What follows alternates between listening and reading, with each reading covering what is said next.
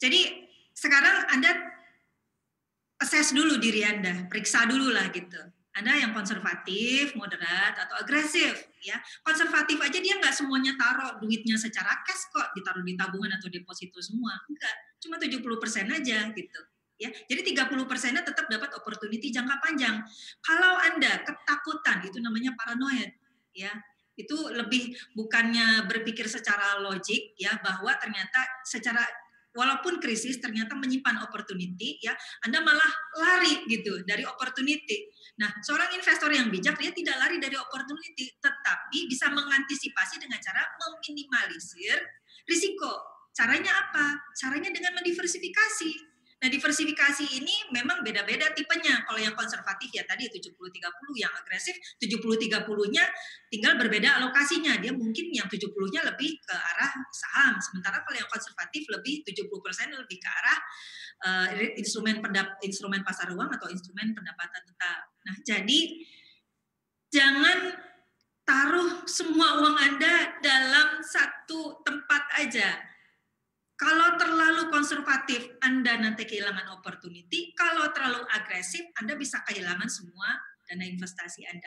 Jadi balance aja sesuai dengan karakter risikonya Anda.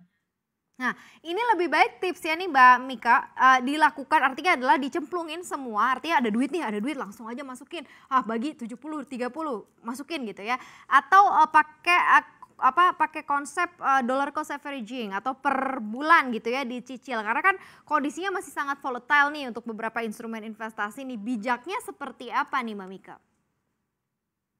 Dollar cost averaging itu ya Anda laksanakan setelah Anda susun kebijakan investasi pribadi Anda tadi, yaitu berdasarkan tadi risiko investor, risiko ada seorang investor itu apa gitu ya. Jadi setelah Anda menetapkan risiko investasi, risiko Anda sebagai karakter profil risiko Anda ya, Anda kemudian buat rencana susunan dari portfolio asetnya Anda. 70 kalau misalnya Anda merasa Anda konservatif, 70% dimasukin ke reksadana pasar uang misalnya atau produk berpendapatan tetap. Nah, dari misalnya Anda punya gaji nih contohnya misalnya aja ya, ternyata dana investasi Anda bisa 10% misalnya katakan aja 1 juta lah gitu. Berarti 70% kan 700.000. 700.000 Anda belikan misalnya reksadana pasar uang deposito misalnya katakan 500.000 misalnya ya. Kalau deposito nggak dapat. Oke, reksadana pasar uang misalnya 700.000 ya. Kemudian sisanya yang 30% Anda berikan reksadana saham. Nah, itu dollar cost averaging ya. Itu dilaksanakan tadi 700.000, 300.000 setiap bulan begitu. Baru dilaksanakan dollar cost averaging ya tanpa memandang nilai fluktuasi harga, jadi Anda tetap lakukan yang 700.000, 300.000 atau 70%, 30% tadi setelah Anda punya kebijakan investasi pribadi berdasarkan profil risiko investasi Anda. Pilih dulu yang mana ya, konservatif, moderat, ataupun agresif, baru di situ lakukan cicil ya, atau dollar cost averaging. Mbak Mika, ada pertanyaan nih dari sosial media kita dijawab ya, ini dari Instagram CNBC Indonesia, @9528havi, ini investasi apa yang cocok pada saat resesi? Kemudian Felix Daud Siregar, yang mana yang diduluin ya, dana darurat apa lunasin cicilan? Oke.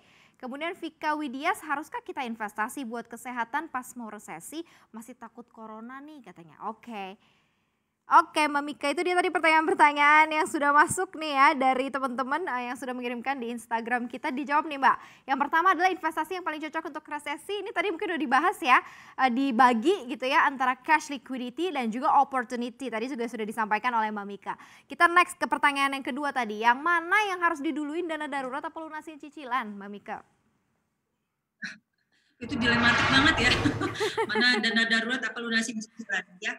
Oke, cash is king. Jadi tapi tidak, kalau ketika Anda punya opportunity untuk katakan ada kelebihan dana tadi, kelebihan dana mana yang harus didahulukan ya gitu.